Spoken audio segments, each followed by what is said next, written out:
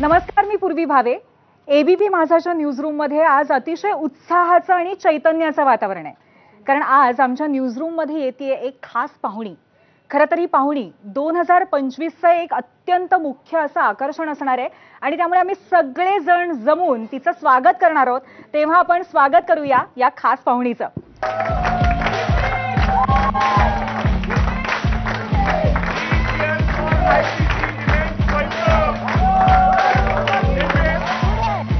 मुलींनी पण world cup आणला पाहिजे असं सगळ्या मुलींना वाटतंय. त्यामुळे न्यूजरूम मध्ये सगळ्या एबीपी माझाच्या मुली, पुरुषांना पण वाटतंय. जसं पुरुषांची वर्ल्ड कपची ट्रॉफी जिंकावी असं फक्त पुरुषांना नाही, सगळ्या भारताला वाटतं, तसं ही ट्रॉफी सुद्धा आपल्या महिला संघानं जिंकावी आणि ती भारतातच, आज माझाच्या ऑफिसमध्ये आहे पण ती भारतातच राहावी अशी इच्छा आणि त्यासाठीच्या प्रार्थना आपल्या सगळ्यांच्या असणार आहे.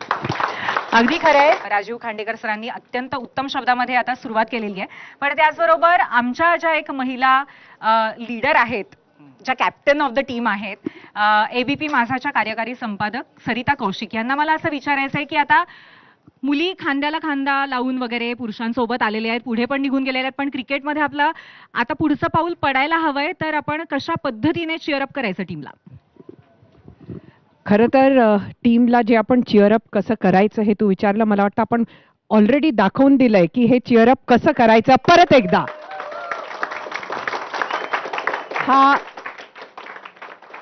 हा जोश, हा उत्साह एबीपी माझाच्या ऑफिसमध्ये आज दिसतोय, तोच भारतभर खरं तर जेव्हा विश्वचषक होणार आहे त्यावेळेला, मॅचेसच्या वेळेला आपल्याला बघायला मिळणार आहे.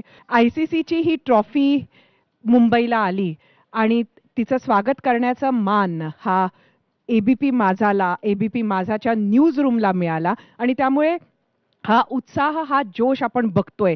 दुसऱ्या कुठल्याही इलेक्ट्रॉनिक चॅनलला हा मान मिळालेला नाही, हे मला इथं सांगावंसं वाटतंय.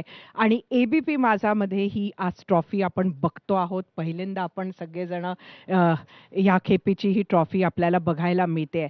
खरं तर BCCIच्या पंखाखाली जेव्हापासून महिला क्रिकेट आले तेव्हापासून क्रिकेटनं एक वेगळी भरारी घेतलेली आपण बघितली आहे आणि अनेक निडर, महत्वाकांक्षी आणि जिद्दी क्रिकेटपटू निर्माण झाल्या भारतात. आज त्यांना बघत, मग स्मृती मानधना असो, हरमनप्रीत असो, त्यांना बघत छोट्या छोट्या गावातल्या मुली आज महिला क्रिकेटमध्ये टीममध्ये सामील झालेल्या आहेत. आणि परत एकदा ICCचे धन्यवाद करते की ही ट्रॉफी आज त्यांनी खास एबीपी माझाच्या न्यूज रूममध्ये आणली. खूप धन्यवाद सरिता. आपण खरं तर आपल्या हातातोंडाशी आलेली ट्रॉफी आपल्या हातून सुटलेली आहे 2 वेळेला आणि गेल्या वेळेला तर थोडक्यात हुकलेली आहे. किती 9 रन्सनी माझ्या मते आपण फायनल हरलो होतो. पण ज्या झालेल्या चुका आहेत त्या आपल्याला आता माहिती आहे कसं, आणि आता आपण बघतोय की आपली टीम काय उत्तम खेळतीये.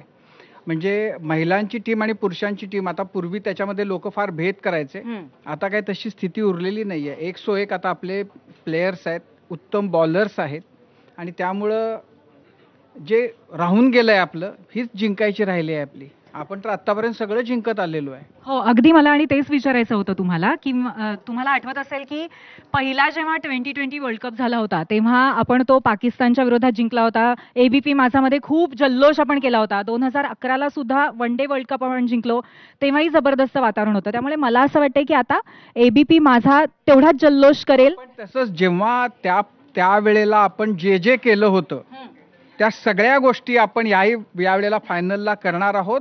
त्याच उत्साहानं, त्याच जल्लोषानं आपण आपल्या टीमला सपोर्ट करणार आहोत आणि नंतर विजयाचं सेलिब्रेशन करणार आहोत.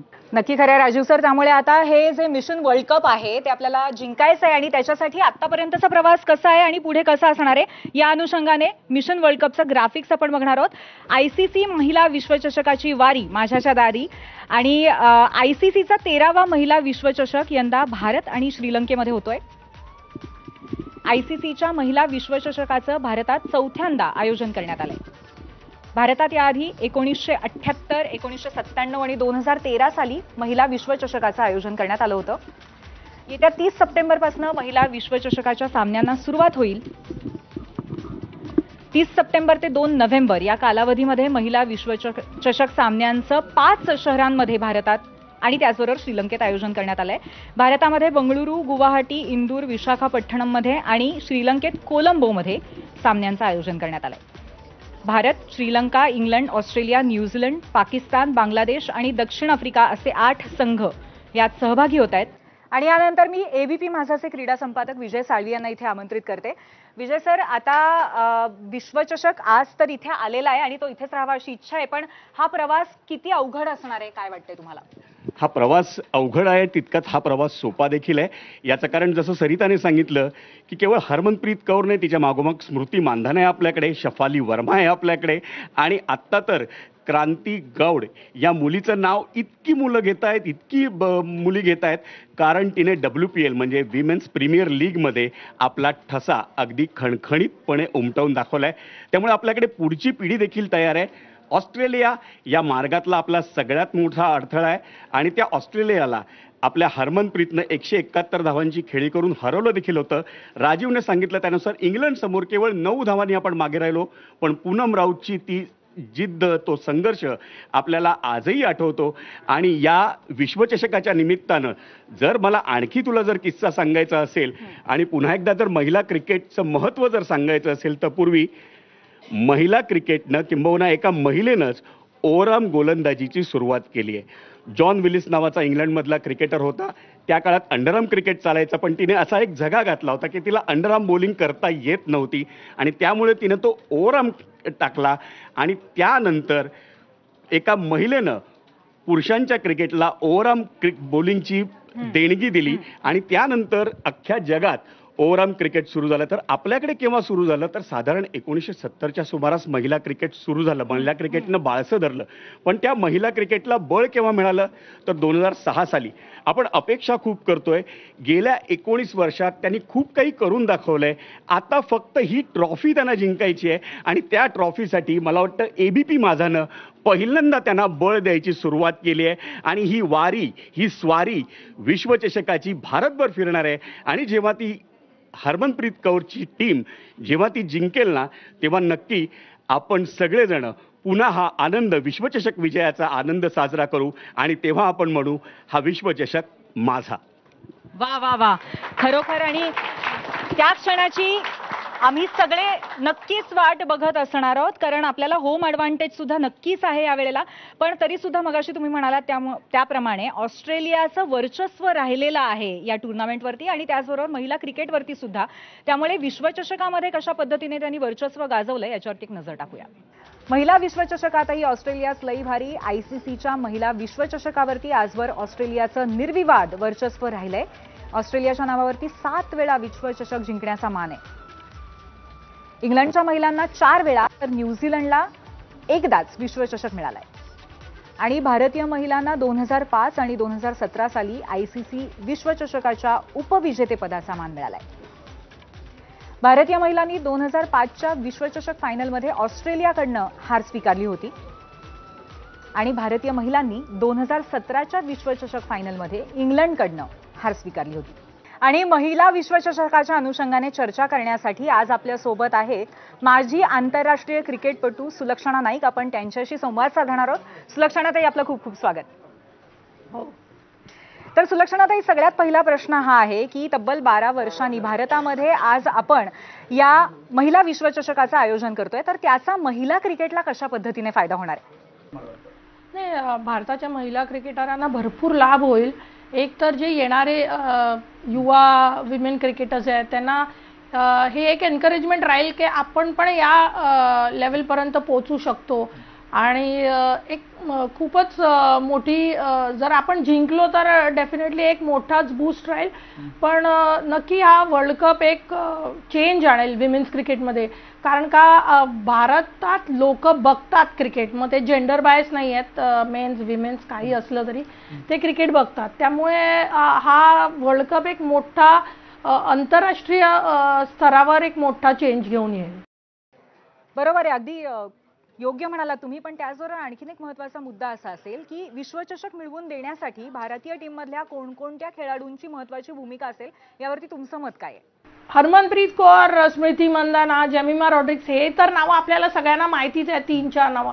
पण मला वाटतं बॉलर्स आणि स्पिनर्स, जसं आपले दीप्ती शर्मा आहे आणि जी लेफ्ट आर्म स्पिनर आहे चरणी, श्री चरणी आणि राणा, ह्यांचं खूप इम्पॉर्टन्स राहील या वेळेला. आणि आपले स्पिनर्स कसं परफॉर्म करतील ह्याच्यावर आपला वर्ल्ड कप खूप इम्पॉर्टंटली डिपेंड करतो. आणि मिडल ऑर्डर, लोअर मिडल ऑर्डरमध्ये रिचा घोष कशी खेळते ह्याच्यावर खूप मला वाटतं आपला वर्ल्ड कपचं जिंकणं आणि हरणं हे राहतं, डिपेंड राहतं. आणि त्याचबरोबर 2005 मध्ये आणि 2017 मध्ये 2 वेळेला महिला संघ उपविजेता ठरलेला आहे भारताचा. पहिल्यांदा ऑस्ट्रेलियाच्या विरोधात आपण हरलो होतो, त्यानंतर इंग्लंडच्या विरोधात हरलो होतो. त्यामुळे या 2 टीम्सच्या पुढे कुठेतरी आपला संघ कमी पडतो असं वाटतं आपल्याला?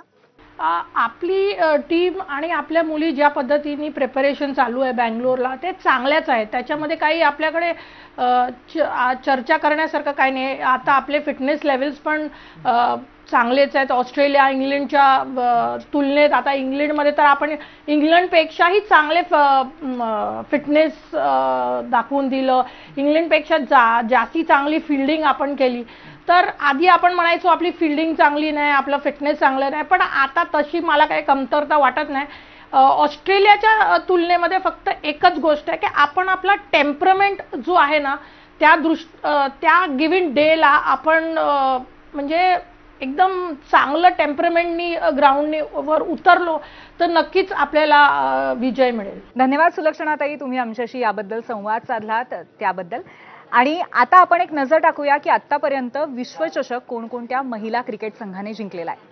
तर ICC महिला विश्वचषकाचे मानकरी कोण कोण आतापर्यंत आहेत आपण पाहूयात. ऑस्ट्रेलियाच्या संघाने 1978, 1982, 1988, 1997, 2005, 2013 आणि 2022 असा 7 वेळा विश्वचषक जिंकलेला आहे.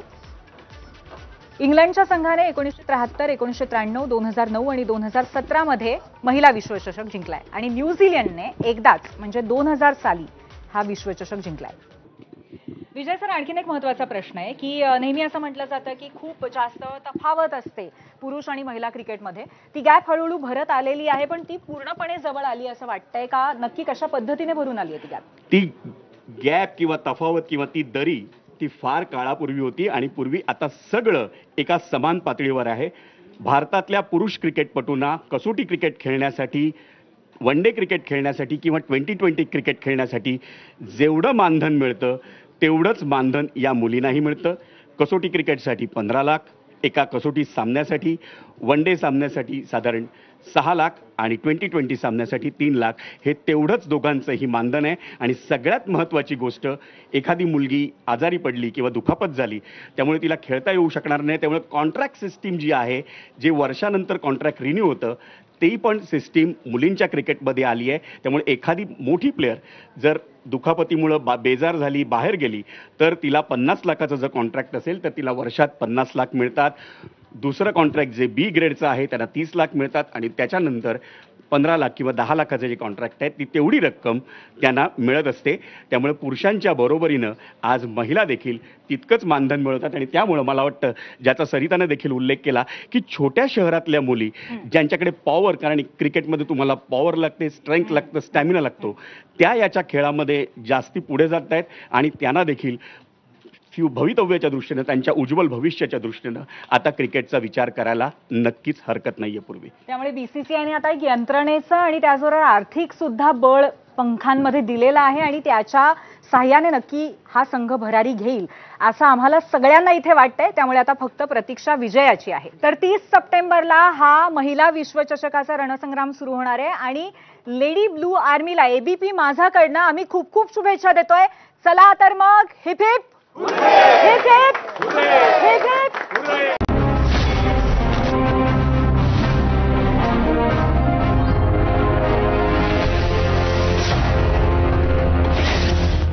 Weather report presented by Finolex pipes and fittings. पिढ्या बदलतील पाईप नाही.